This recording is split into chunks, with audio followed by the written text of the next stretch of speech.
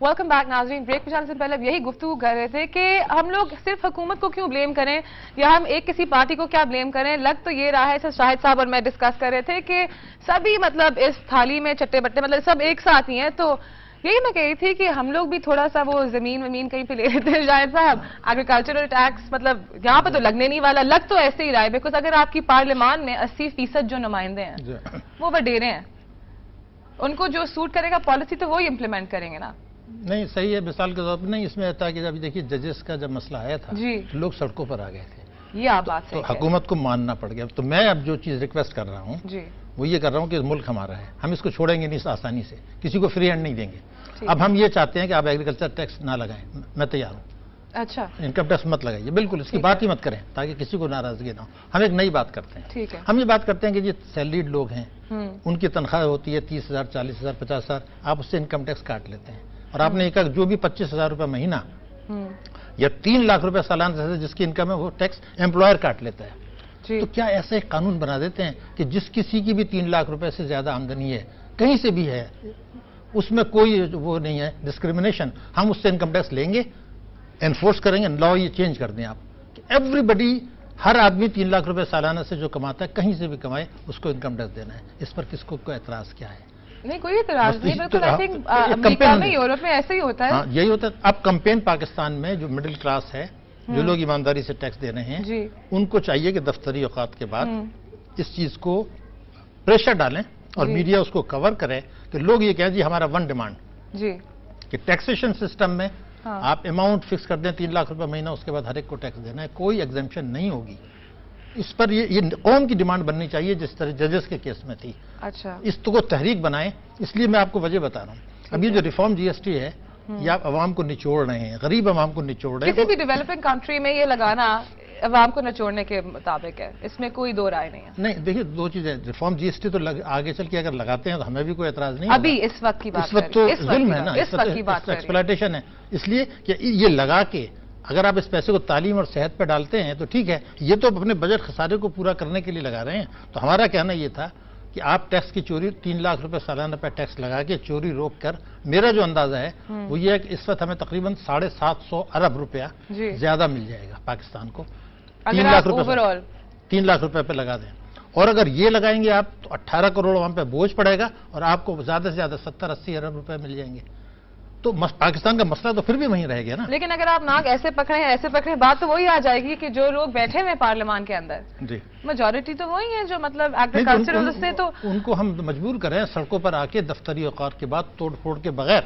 यानी ये एक तहरीक 1 पॉइंट चलनी चाहिए, इसमें 1 पॉइंट एजेंडा पे कौम को मीडिया को इसको ऑन कर लेना चाहिए। तो मैं आपकी बात आपके ऊपर वापस मतलब वही चीज कहूंगी कि जिस तरह आपने कहा और जिस तरह हम लोग यही डिस्कस कर रहे थे कि चाहे वो हुकूमत हो चाहे वो अपोजिशन हो, पाकिस्तान मुस्लिम लीग नवाज हो, दोनों ही मतलब उसी पैरेलल ही चल रहे हैं। तो कौन अवाम की नुमाइंदगी कौन? देखिए लॉन्ग मार्च में एंड में जाके जब जुडिशरी के लिए लोग बाहर निकले थे तो पहले तो शुरू में सारी सियासी पार्टीज उनके साथ थी, खिलाफ थे एक मुशर्रफ साहब के। उसके बाद जब मुशर्रफ साहब चले गए और ये हुकूमत आ गई तो उसके बाद पाकिस्तान मुस्लिम लीग नवाज ने इसके मतलब सरबराही कर दी। अब इसकी 1 पॉइंट एजेंडा टैक्सेशन की कौन पार्टी करेगी? नहीं, अगर नवाज शरीफ नहीं करता सपोर्ट, ठीक है, तो मेरे ख्याल से ये मूवमेंट चल चुकी थी। वुकला ने कहा था कि हम है ना, चल चुकी थी। उन्होंने तो अपने पॉपुलैरिटी गेन करने के लिए, या उनका कमिटमेंट भी होगा, तो मैं नहीं कह रहा कि नहीं था, लेकिन अगर वो तो कहते हैं हमने जजेस को बहाल किया। जजेस को बहाल तो जो रिकॉर्ड पर है वो तो कियानी साहब ने कराया, जो रिकॉर्ड पर है ना, मतलब इस पर कोई ट्रू ओपिनियंस नहीं है। प्राइम मिनिस्टर ने एडमिट किया, ये कोई मैं ऐसी कोई ब्रेकिंग न्यूज नहीं दे रहा। जो चीज प्राइम मिनिस्टर ने एक्सेप्ट की वो ये की कि उन्होंने टेलीफोन करके कराया, एतजाज हसन को फोन किया कि जी ये है, ये तो रिकॉर्ड की चीज है, ठीक है ना। तो इसका मतलब ये है कि नवाज शरीफ साहब अगर सपोर्ट ना भी करते तो वुकला की तहरीक को जो अवाम की सपोर्ट थी और जो मीडिया ने सपोर्ट और प्रोजेक्शन प्रोवाइड किया था, उससे ये वाज़ेह हो गया था कि अब आप इसको रोक नहीं सकते।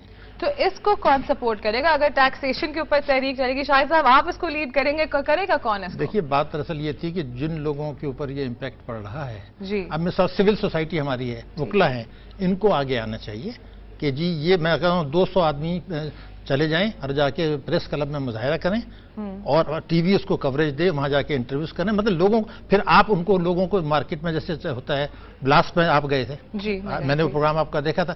اب آپ جا کے لوگوں سے پوچھیں کہ جی آپ کے گھر میں کھانا پکا ہے, اس نے کہا جی کل دال پکی تھی آج نہیں پکی, تو پھر اس کی بچوں سے بات کریں. میں نے تو جا کے کیا ہے, لوگ کہتے ہیں آج پکی نہیں پکی, لیکن یہ وہ لوگ ہیں شاہد صاحب جو مطلب جن کی آواز تو ہے لیکن نمائندگی نہیں ہے, ان کو بھی کوئی ڈائریکشن چاہیے. میں نے اس کیا نا کہ جب یہ ابھی 2 باتیں ہو گئیں, دیکھیے 9 کروڑ آدمی آپ کے 2 وقت کی روٹی ان کو میسر نہیں, یہ فگر ہے. صحیح ہے. آپ کے آدمی کروڑ سے اوپر جو کھلی آسمان کے تلے ہیں. اب 35% بچے پاکستان میں, this is according to World Food Organization, are malnutrition. بالکل صحیح ہے یہ ان پاکستان. جی ہاں بالکل صحیح ہے. اب سوال جو چیز پیدا ہو رہی ہے وہ یہ ہے کہ جب ابھی آپ آئیں گاڑی میں تو رستے میں نوک کر کے لوگ پیسے مانگتے ہیں. ٹھیک ہے. میں جو چیز بتانا چاہتا ہوں, آپ 1 سال کے بعد یہ نوک کر کے نہیں مانگیں گے, یہ چھینیں گے, ماریں گے. آپ صحیح کہہ رہے ہیں. تو آپ کو یہ بھی دیکھنا ہے کہ جب یہ لوگ سڑکوں پہ آئیں, آپ جب میڈیا کے لوگ جائیں, ان کو بتایا جائے گا کہ بھئی دیکھو یہ 9 کروڑ آدمی ہیں, یہ اس طریقے سے جو حالات خراب ہو رہے ہیں یہ نہیں مانگیں گے. ابھی اپنی بیوی کو مار رہے ہیں, ابھی خودکشی کر رہے ہیں, بچوں کو مار رہے ہیں, لیکن کبھی تو یہ ریونج پر آئیں گے. تو اس وقت کوئی بھی محفوظ نہیں رہے گا, نہ حکمران, نہ مل اونرس, نہ عام آدمی. اس لیے اگر آپ کو مذہب کا خوف نہیں ہے, آپ کو ملک سے اتنی محبت نہیں ہے, تو اپنے آپ کو پروٹیکٹ کرنے کے لیے انشورنس پالیسی جیسے دیتے ہیں اس میں پریمیم پے کرتے ہیں. کہ ایکسیڈنٹ ہو گیا, فائر ہو گئی, تو میرے ذہن میں یہ خوف ہے کہ پاکستان میں کوئی محفوظ نہیں رہے گا, اس لیے کہ ظلم ایک لمٹ سے جب بڑھ جاتا ہے. دیکھیے اب کیا مسئلہ, میرے مسئلہ کیا ہے, ایک طرف تو آپ نے 20 سال اگر آپ دیکھ لیں تو پاکستان کے ضائع ہو گئے, اس لیے کہ 1990 کی کو آپ نے کہا لاس ڈیکیڈ. جب آپ 2000 سے 2010 کو لیں, G D P growth rate وہی آپ کی رہی, ٹریڈ ڈیفیسٹ جو تھا وہ 22 ارب تھا 90s کے میں, اب کے 98 ارب ہو گیا. آپ نے تعلیم کا کم کر دیا, تو 20 سال اس قوم کے ضائع ہو چکے ہیں. اگلے یہ 3 سال یہ ضائع ہو گئے. اب سیلاب کے بعد جو ہمیں پروجیکشنز ہیں, اگلے 5 سال میں گارنٹی کرتا ہوں کہ ان پالیسیز کے ساتھ اکنامی ٹھیک نہیں ہوگی.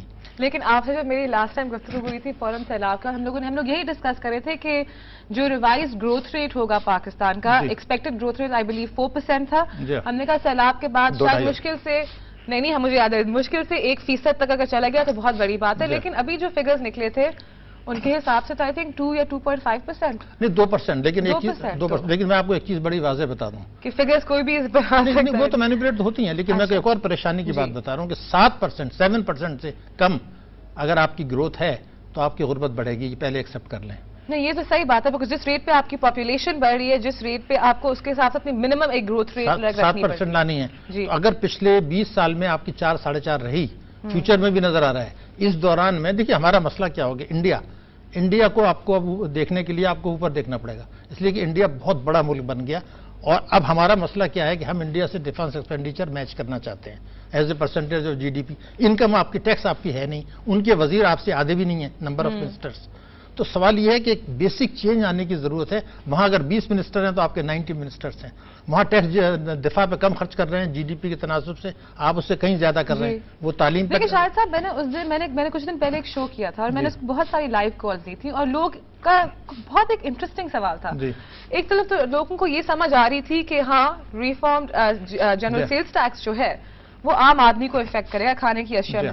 بٹ دوسرا ان کا جو بہت انٹرسٹنگ, انہوں نے کہا کہ اگر ہم لوگ ٹیکس دے بھی دیتے ہیں تو وہ ٹیکس استعمال کدھر ہو رہے ہیں, ہمیں پہلے یہ بتائیں کہ ہمارے بچوں کو تعلیم مل رہی ہے, کیا ہماری روڈ صحیح ہے, کیا ہمیں جو ہے ہیلتھ کیئر فراہم ہو رہا ہے, ہو کیا رہا ہے ان پیسوں کے ساتھ. بیکاز لوگوں کا ایک رونا یہ ہے, صرف اس حکومت سے نہیں بہت سالوں سے, وہ کہتے ہیں کہ جو یہ لوگ اپنے سیر سپاٹوں میں لگے ہوئے ہوتے ہیں, ہم لوگ ٹیکس دے بھی دیں گے تو ہماری زندگی کیسے بہتر ہوگی. دیکھیے بنیادی بات یہ جو بات, یہی بات ہم نے بالکل طریقے سے شروع میں کی تھی کہ ہمارا ایجوکیشن میں ہم خرچ نہیں کر رہے, کرپشن میں چلا جاتا ہے, شاہانہ اخراجات میں چلا گیا.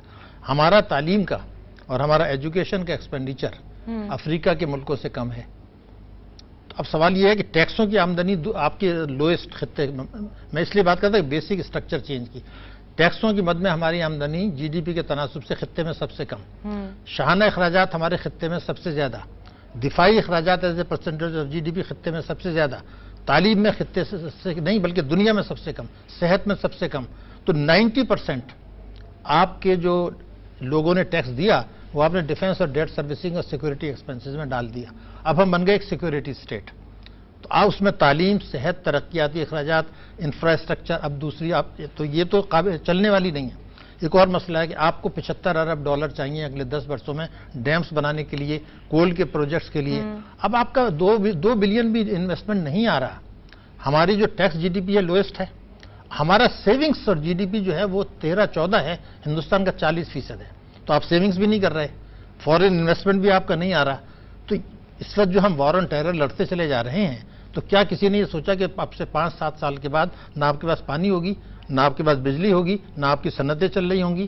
تو اس طریقے سے عیاشی میں چلے جانا، آنکھیں بند کرنا، this is not fair, this not good. Take a short break. آپ نے بہت ایک انٹرسٹنگ پارٹ یہ کہا ہے، ناظرین آپ سن رہے ہیں گفتگو، یہ کہہ رہے ہیں کہ اگر ہم اسی طرح جس طرح ایک گھر ہوتا ہے اور اس کی 10 روپے آمدنی ہوتی ہے اور اگر وہ 20 روپے خرچ کر رہا ہو اور اس گھر کی ضرورت ہو کہ پیسے بھی بچائے جائیں، اس 10 روپے کے اندر اپنے ایکسپینڈیچر بھی کم کیے جائیں اور اس کے ساتھ ساتھ فیوچر پلاننگ بھی، اگر وہ نہ ہو تو وہ گھر جو ہے گھر سے کھنڈر کی شکل ہی نمایاں مطلب وہ اس کی ہو جائے گی۔ Stay with us, see you after a short break.